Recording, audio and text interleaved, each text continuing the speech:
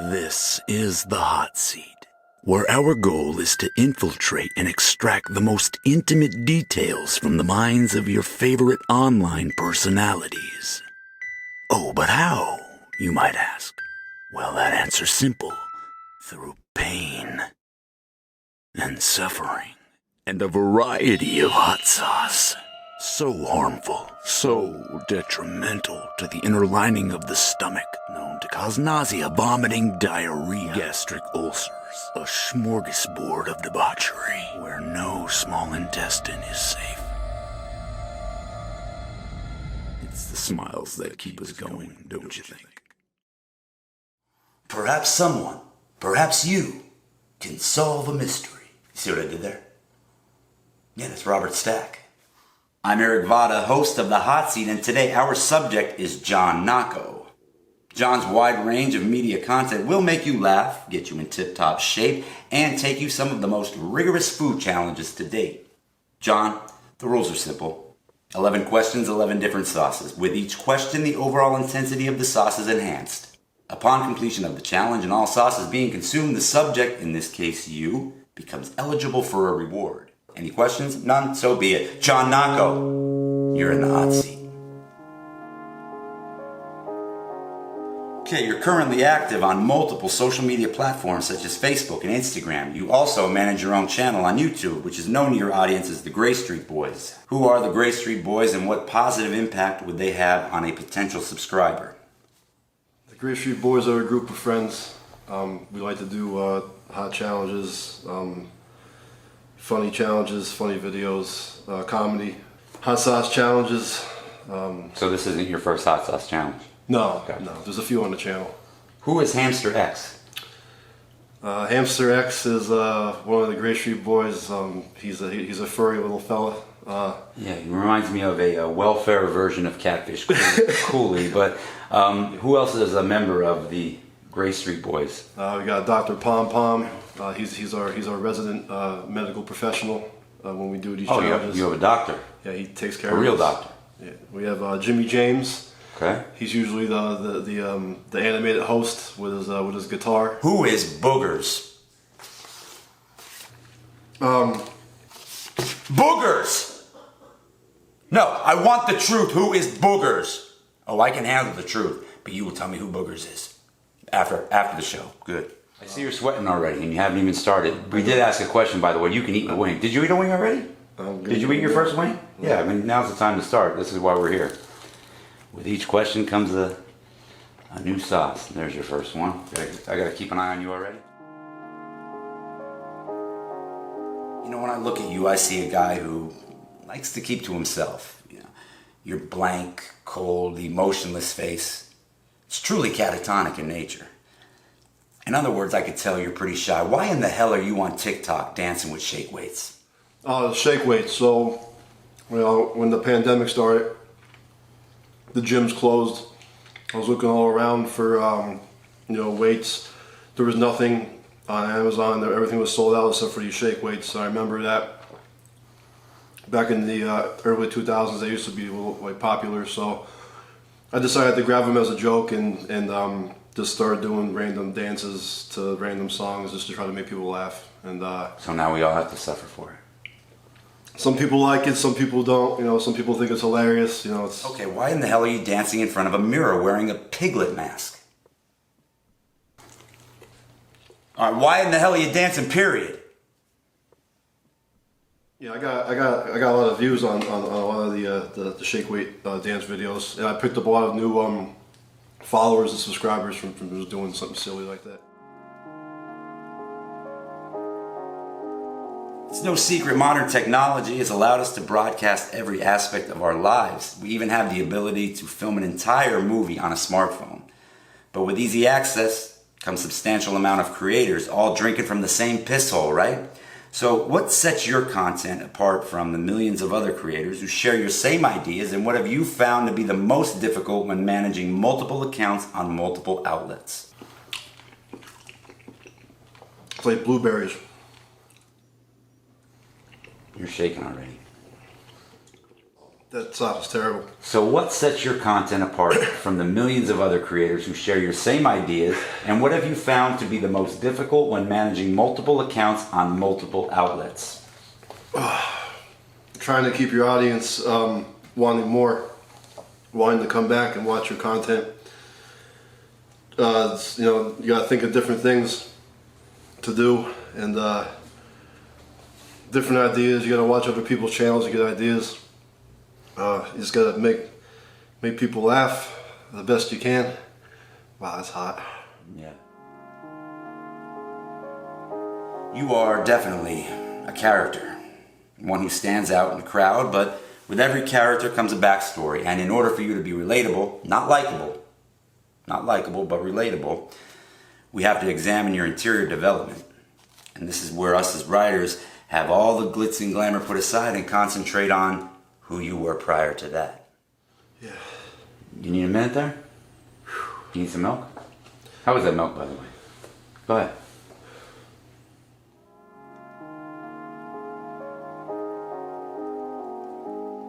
You're from Wilkes-Barre, Scranton area in northeast Pennsylvania. What can you remember growing up in this area between the ages of 8 and 12? Basketball was my life growing up. Wyoming Valley Mall, hung out there on Fridays. You know, went to Jolly Time Arcade in the mall, food court. Did you know who Mr. Keys was? Yeah, The Keys guy who always walks around with the real fast keys? There's always a rumor that he was a drug dealer because he was given the signal when he was selling his drugs by jiggling his keys. Then he must have been fast because he never stopped. He was I didn't always believe it. jiggling the keys, just walking around. He always wore a wife beater and cut off jean cut shorts. off macrame jean shorts. Yes, Keys. They call him Keys. You see him, Keys. I read an article stating that you were a standout basketball player in high school. Why did you stop there? This was a 4-part question, but since you're rushing to eat those wings, not a problem, my man. So what made you stop playing basketball after high school? Did you have any desire to go to secondary education? God, Reaper. Bad? I had surgery. I had surgery my senior year in high school. I was already signed with Mansfield University for. Did you lose your scholarship? No, I didn't lose a scholarship. Ever since I had the surgery, I didn't feel the same, and I didn't have to drive afterwards. And Northeast Pennsylvania is known for pizza and high rates of alcoholism. But besides that, give me your top 3 favorite pizza establishments in no particular order. Okay, Angelo's, Sabatini's, and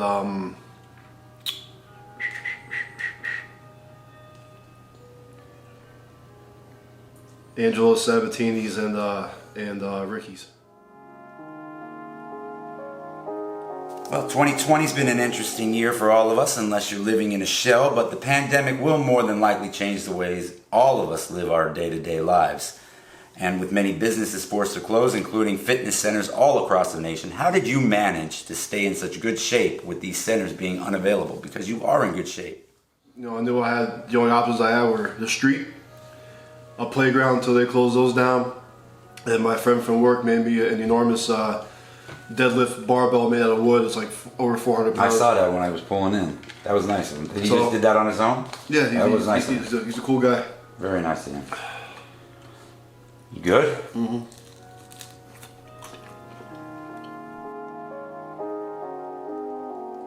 Ryan Allen Reeves, a former professional wrestler known as Ryback, is the current owner of Feed Me More Supplements. And it's to my understanding you're an official brand supporter for these items. So tell me, how did you manage to land this job, along with social media content, and what are some different type of supplements offered by this company besides the one you're showing me? Whew. I'm friends with this girl named BOMBshell.ambition on Instagram. BOMBshell.ambition on Instagram. BOMBshell.ambition on Instagram. Got it. We've known each other for many years. She had this big transformation. You know, lost a lot of weight. She's a pretty big influencer. And Ryback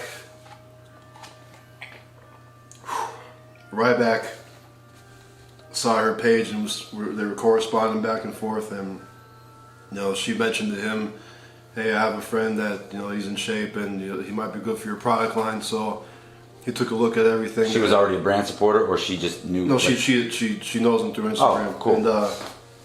And, and she put you on him. yeah, he saw my page and liked my content and signed me up as a brand supporter. So how you making out with that? Good. I had a record month in July, a lot of sales. Good. I got a few more sales today. He makes BCAAs, test booster. The pre-workout's amazing. Okay, I was gonna say, because sometimes I'll have a pre-workout after a few weeks. It's like I'm used to it by now. It's like so I'm always looking for a better one. No, the pre-workout called Wake Up Unlimited Energy. I use that daily, and my body still has not gotten used to it. How many scoops per day? Just one. Before the workout, one scoop. One scoop. They don't want you to take no more than one. I have great energy from that every day when I take it before I work out. It's amazing. You remember Jack 3D when it first came out, and then some college kid OD'd on it, so they had to take some supplement out of it. So would you put it up there with the original Jack 3D? Yeah, I think it's very strong. It's all natural too. It's sweetened with stevia, monk fruit, and. All right, well, you don't have to pitch the idea to me. I'll take your word for it. Next question. Are there any bits or sketches that you feel went a little too far? And in doing so, you might have maybe offended other individuals. And how would you persuade them into revisiting your art? Maybe the Above the Rest dating service video. That was pretty controversial to some of the female audience. You know, I've had women that didn't want to talk to me after they watched that video. Really? So, I mean, I guess like some of the references. Mm-hmm. Have they started talking to you since then, or are they still on that same? No, they probably still don't like me. Above the Rest dating service. That was 2015 or 16? I think it was 15. Let's go back to the month of February 2016, where you attended the Polar Plunge. And that was confirmed when you uploaded a video which allegedly shows you diving into frigid waters, all in support of a good cause. I agree. But after extended research and information reflected in the 2016 version of Merriam-Webster, the word plunge in correlation with the polar plunge is defined as willfully thrusting oneself into a body of water no less than 4 feet. However, they must completely submerge themselves for a minimum of 10 seconds. We've come so far, John. We learned a great deal of one another. Well, I learned about you. I won't share my personal life with you. But it's obvious your video was clickbait. So the clickbait showed you trip on your feet and land in the sand. It might have been 1.5 foot of water. But I'm not interested in that. That's not important to me. What's important, what concerns me. I went all the way. That's not what concerns me. I went underwater all the way. That's not what concerns me right now. What concerns me the most is your diving partner. He was in a neon green wetsuit. He was joined at your hip. Who was he? Oh, Christopher. How do you feel that he deserves to be credited with a plunge? I think he cheated. He had a wetsuit. He had a wetsuit on. That's cheating. So you would admit that he should not be credited a plunge due to protective gear? No, he cheated. We're on the same page. I knew there was something special about you. Did he have prior knowledge of the blatant lie that you decided to upload? No. Why are you a liar? He's the one that showed up in the wetsuit. Like, wetsuit. Yeah, like, wetsuit. Not just like the wetsuit that's cut off here, but a Bodie wetsuit, like Johnny Utah wetsuit. Oh, who is John Knocko? You don't have to eat a win. John Knocko is a 6'5" athletic heavyweight that likes to. I don't want your attributes. I don't want your characteristics. I want to know who you are. If I want your attributes, I can look them up on Wikipedia or whatever. I'm a laid back, easygoing guy until you get me mad, and then, you know. So you just resort to violence? No, I don't, no, not at all. Not unless I have to. But. Who is John Knocko? What are we supposed to remember you by? My shake weight videos, my TikTok account. It's not their platform. TikTok is not designed just for shake weights. If I start a TikTok account, it's going to say, "Do you want to talk about shake weights?" No, I don't. Mark Sanchez talked about shake weights on HBO's NFL Knock 'Em Out or whatever it was called. Mark Sanchez sucks. And so does your face right now. But Sanchez really sucked, and he bought the whole team shake weights. I guess what I'm here for basically is just to get you off of shake weights. Next question. At one point at Livewire, you were overheard telling a group of colleagues that a Taylor Swift would be considered the modern day Aretha Franklin. You've compared her to Whitney Houston and Patsy Cline. And you also went on record and referred to Taylor Swift as one of the top 3 female vocalists ever to perform in our lifetime. My question is this: do you still feel that way after listening to her 3rd album, Folklore? And it just looks like he got walloped. Oh, I don't listen to Taylor Swift. What are you talking about? Okay, but here's my thing. Here's my question. You said top 3 female vocalists ever in our lifetime. Do you still feel that way after listening to her most recent album, Folklore? And do you feel a stronger connection to Calvin Harris, who more than likely left her and ran away to save his own life? Yeah, I like Calvin Harris, but no, I don't recall saying that she's the top 3. Like, I like Gwen Stefani. So you know who John Knocko is? I like Gwen Stefani. He's a truthful person, because I made that whole question up and I wanted to see if you were a liar. And he's not a liar. This is a truthful guy right here, ladies. What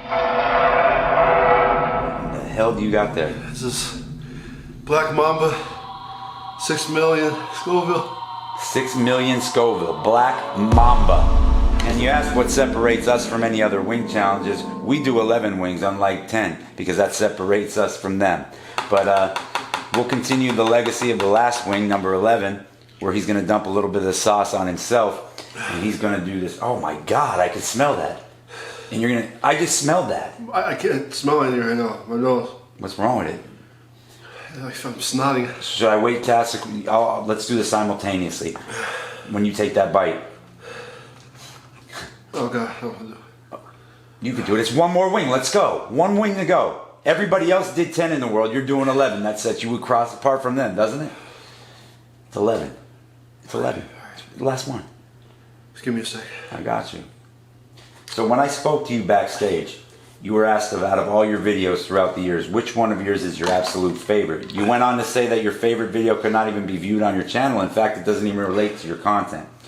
Your favorite piece of content is a horror film called Lunatic, where you play a sickle-yielding madman who methodically hunts and slaughters a group of individuals on a weekend camping trip. And I'm honored that you would choose this. Tell me some of your best and worst moments of being on set of Lunatic.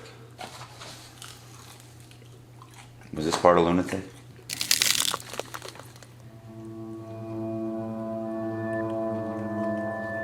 A little moment of silence, folks.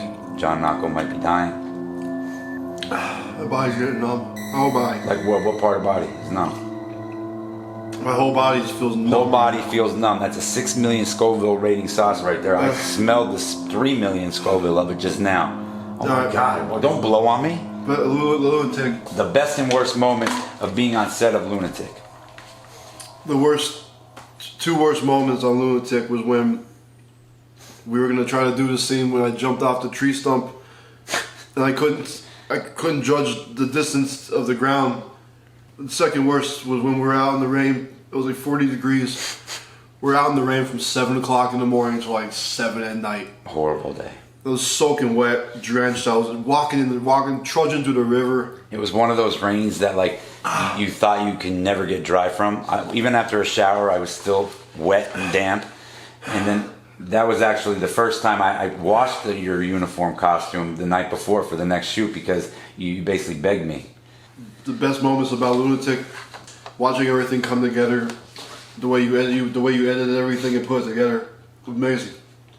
What are some directing tactics or method that I could change or do differently going forward? And you must provide an answer. You can't say none. What methods of mine would you change for the better to keep the story moving forward? That time when I was having a hard time with the one scene, and you were like, with the sledgehammer, you're like, shake your hand. I'm like, I'm shaking my hand, and like we started yelling at each other, and I flipped out, and like I finally got into character. Like I like that motivation that you gave me.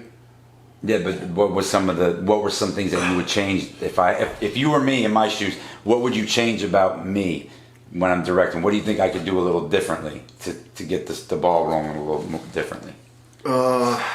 basically, what are some things that you think of me in a negative way while directing a film, and what would you change if you could?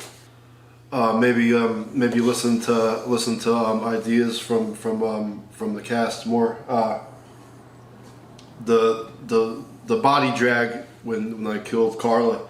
Right. I wanted to drag her by the ankle and just walk with her so it would look effortlessly, not like Gotcha. not like pick her. Did you mention that too at the time? I did, but you're like, no, this is the way it's got to be. I'm like, all right, fine. But I thought maybe like if it was like me just dragging her by the leg walking, it would look like more like theatrical and like more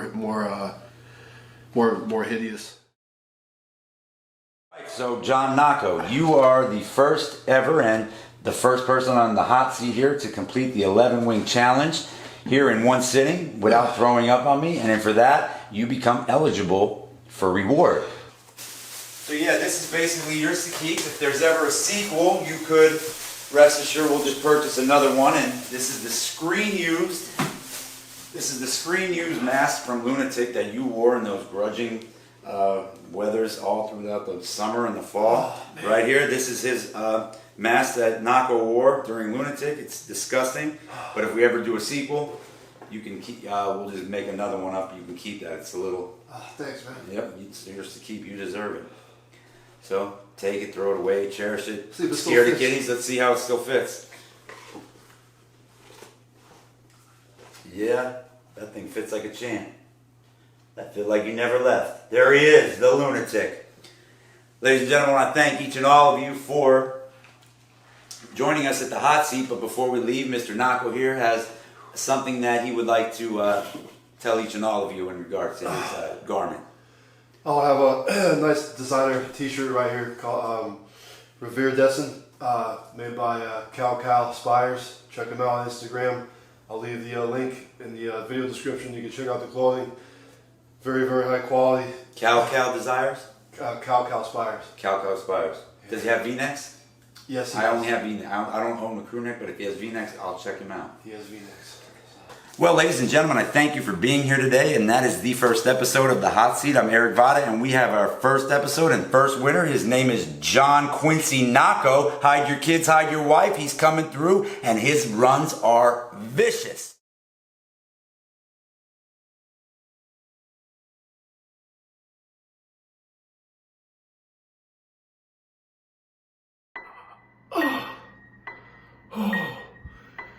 Oh, it burns so bad. Oh.